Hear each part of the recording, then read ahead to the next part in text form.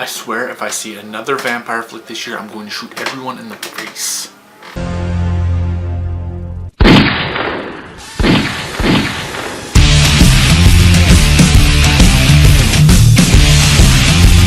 Now I just have to hide the body. Welcome to another edition of Foot on Film. This week we will be reviewing Cirque De Freak, the vampire's assistant. Yes, this is a film with vampires. Yes, there is a love plot in there somewhere. No, it doesn't suck as much as Twilight. Yes, I am aware that all the females just left. Seriously though, New Moon, Twilight, Daybreakers, vampire movies suck recently. Why? Because it's too focused on being a vampire movie instead of trying to tell a compelling story. Or in Twilight's case, where the story went out the window 18 miles back when the vampires sparkle like a goddamn Zales commercial. Back to the film. This film starts with Darren, Chris M., newcomer. If you want to know his last name, go look it up and try and pronounce it, because I'm not going to do that for you. He's a normal, everyday, perfect teenager, you know, as all vampires were before they became vampires. Him and his best friend Steve, who's played by Josh Hutcherson, get a flyer, receive a mysterious flyer to go to a Cirque De Freak, which is a sort of a carnival event that they have where you see a bunch of freaks. So they decide to sneak out and go. And then, so they go, see some freaks, and then they meet Crepsley, which is played by John C. Reilly. Crepsley, it entertains them, and then Crepsley has this blue and red spider, no relation to Spider-Man. Darren, the normal, average teenager, decides to steal from a vampire. That sounds like a good idea. Let's go with that. Steals from a vampire, spider gets out, bites his friend, and ironically it does not give him superpowers, like in Spider-Man. It actually puts him into a permanent coma. Almost as good. So Darren runs out again and asks Crepsley to help him save his friend.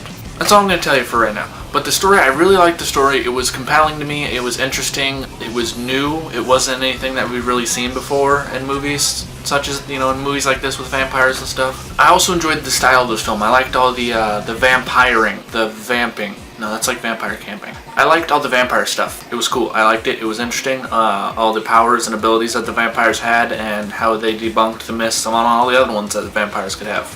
And no one glowed in the sun. Thank you. Other names you'll recognize in this film, hopefully, is Selma Hayek is in this as the bearded lady. Patrick Fugit as the snake boy who wants to be Slash.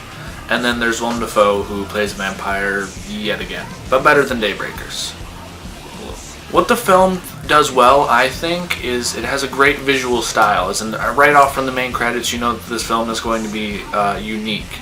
Or the style of this film isn't going to be like the style of other vampires we've seen recently. It's not going to be all dark and brooding. It's kind of got a colorful, playful texture to it throughout the entire movie that you will find out. Style does a lot to bring you into the Cirque De Freak realm of it. I liked how they did all of the quote-unquote freaks in this movie. The visuals on them were all really great, and I even liked those little Vern Troyer-y thingies. I don't know what they're called. They run around and they bite things. So Vern Troyers. So this was based on a series of books, or young adult books, and I really hope to see more movies in this series. I actually liked it. The newcomers did a great job of keeping the film going, but the heavy hitters made sure that you went and saw this film, which most of you didn't, but I did. The only bad thing I would have to say about this film is the ending. Like, the ending, it relies too heavily on the fact that this is a series of books and that there will hopefully be another one of these movies. They're banking too much that there's going to be a sequel. I wanted an end, I wanted a resolute ending to this film, and I didn't get one. I just wish that they wouldn't have relied on the fact that they thought that the name vampire in the title was going to make people go see this movie, so they were going to have sequels. They should have made this a good movie to be a good movie, and not a good movie and then just throw the word vampire around 800 times. But that's just me. I don't know. Like I said, I hope they do more of these films, but I can't be too sure yet that they're actually going to. As far as rating for this film, I would probably give it a rent. It's a solid rent. This movie is good enough to keep anyone interested in it, in the storyline, and the visuals, and the compelling characters, and the story is pretty interesting. It's a break from all the crappy vampire films of late, and overall it's a good film. And I guess here's to hoping it's the next Harry Potter movie.